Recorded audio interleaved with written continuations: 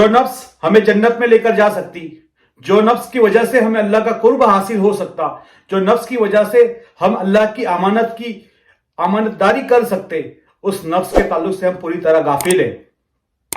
ہم نفس کی نہ حقیقت سمجھتے ہیں نہ سمجھنا چاہتے۔ ہم قرآن کریم کو پڑھ تو لیتے، لیکن قرآن کریم کے جو پیغام ہے اس پیغام کو ہم سمجھنا نہیں چاہتے۔ ہر مسلم بندہ نماز پڑھتا ہے، اور نماز میں جب وہ قیام میں بیٹھ جاتا ہے تو وہ عطیات پڑھتا ہے، عطیات کے بعد میں درود ابراہیم پڑھتا ہے، درود ابراہیم کے بعد میں وہ دعائے معصورہ پڑھتا ہے۔ تو میرے عزیزوں، کیا کبھی ہم نے غور کیا کہ دعائے معصورہ ہم کیوں پڑھتے ہیں؟ کبھی دعائے معصورہ کا ترجمہ پڑھنے کی ہم نے کوشش کی؟ کیا کبھی ہم نے یہ جاننے کی کوشش کی کہ کس وجہ سے ہم دعائے معصورہ پڑھ رہے ہیں اور اس میں کیا دعا مانگ رہے اللہ سے؟ وہی دعائے معصورہ ایک بار پھر میں آپ کے سامنے پڑھنا چاہوں گا، اور پھر اس کے بعد میں اس کا ترجمہ بھی پڑھوں گا۔ بسم اللہ الرحمن الرحیم۔ اللہم انی ظلمت نفسی ظلما کثیرا ولا یغفر الذنوب الا انت فاغفر لی مغفرۃ من عندک وارحمنی انک انت الغفور الرحیم۔ یہ دعائے معصورہ ہم نماز میں پڑھتے ہیں سلام پھیرنے سے پہلے۔ تو کیا دعا مانگتے ہیں ہم؟ اے اللہ، ہم نے اپنی جان پر بہت ظلم کیا۔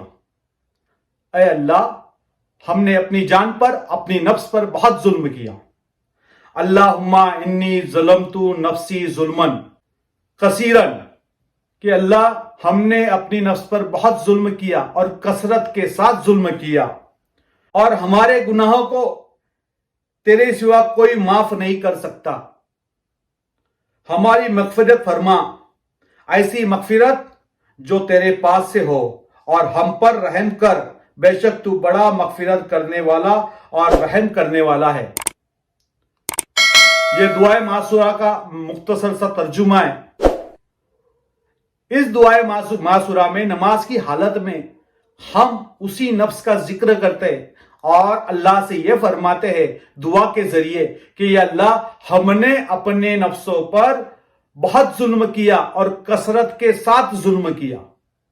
کیا کبھی ہم نے یہ سمجھنے کی کوشش کی، یہ جاننے کی کوشش کی کہ ہم نے نفسوں پر کون سا ظلم کیا، اپنی نفس پر کون سا ظلم کیا جس کا ہم اقرار اللہ کے سامنے کر رہے ہیں؟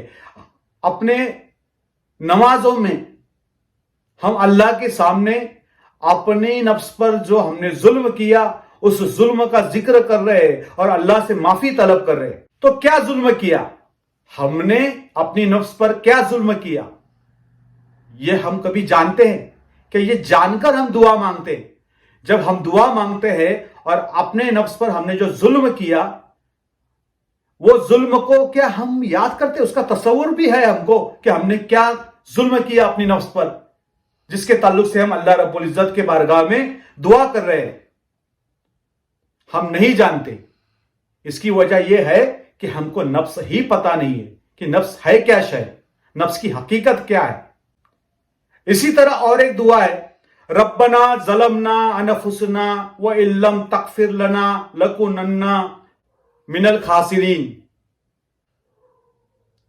اس دعا میں بھی ہم فرما رہے ربنا ظلمنا انفسنا، کہ اے اللہ، ہم نے اپنی نفسوں پر ظلم کیا۔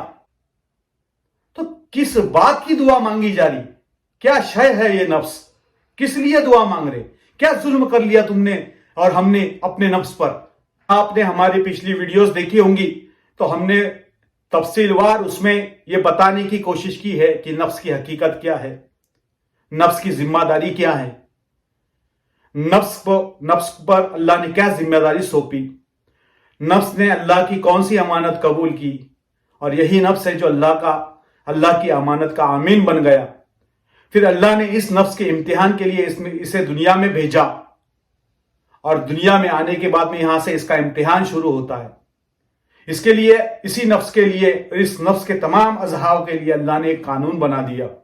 اس قانون کے تحت اسے اپنی زندگی بسر کرتے ہوئے اپنے امانت کی امانت داری کرنی تھی.